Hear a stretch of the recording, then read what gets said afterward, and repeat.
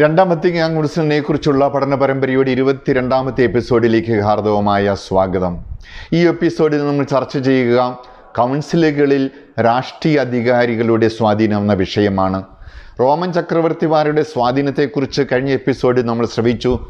ഈ എപ്പിസോഡിൽ പിന്നീട് വരുന്ന കൗൺസിലുകളിൽ രാഷ്ട്രീയ അധികാരികൾക്ക് എന്ത് സ്വാധീനമുണ്ടായിരുന്നു എന്ന വിഷയം നമുക്കൊന്ന് ചിന്തിക്കാം. 1125 സംഘടിപ്പിക്കപ്പെട്ട ലാറ്ററൻ കൗൺസിലിൽ രാഷ്ട്രീയ അധികാരികൾ ക്ഷണിക്കപ്പെട്ടിരുന്നുവെങ്കിലും രാഷ്ട്രീയ അധികാരികൾക്ക് വോട്ടവകാശമില്ലായിരുന്നു. 1545 മുതൽ 1563 വരെ നടന്ന ത്രന്തോസ് സൂനകദോസ് എന്നാൽ വിളിച്ചുകൂട്ടിയത് മാർപ്പാപ്പയായിരുന്നു. രാഷ്ട്രീയ അധികാരികൾക്കും രാഷ്ട്രീയ നേതൃത്വത്തിനും കാര്യമായ സ്വാധീനം അതിലില്ലായിരുന്നു.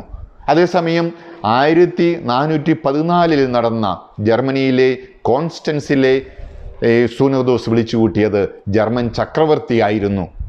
റോമൻ ചക്രവർത്തി ഒരു കാലത്ത് സൂനകദോസുകൾ വിളിച്ചുകൂട്ടിയിരുന്നുവെങ്കിൽ 1414 ജർമ്മനിയുടെ ചക്രവർത്തി ഒരു സാർവത്രിക സൂനകദോസ് വിളിച്ചുകൂട്ടി എന്നതും ചരിത്രമാണ്.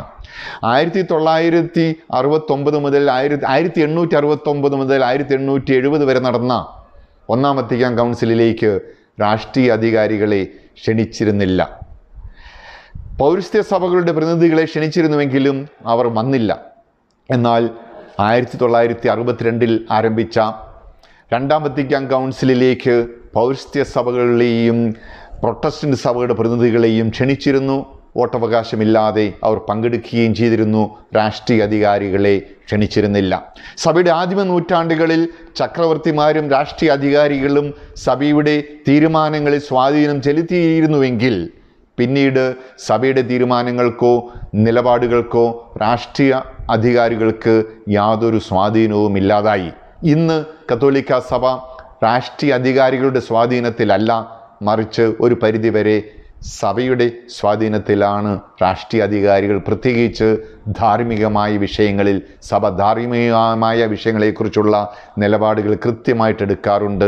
മനുഷ്യ സ്നേഹത്തിനും മാനുഷിക ധാർമ്മികതയ്ക്കും വേണ്ടിയുള്ള നിലപാടുകൾ സഭയും രാഷ്ട്രവും അതുകൊണ്ട് ഏതാണ്ട് ഒരേ ലക്ഷ്യത്തോടെ പ്രവർത്തിക്കുന്നു. സൂനകദോസുകൾ രാഷ്ട്രീയ അധികാരികളുടെ സ്വാധീനമില്ലാതെ ലോകത്തിന് നന്മയ്ക്ക് വേണ്ടി രാഷ്ട്രീയ അധികാരികൾക്ക് മാർഗദർശിയായ നിലപാടുകൾ എടുക്കുകയും ചെയ്യുന്നു.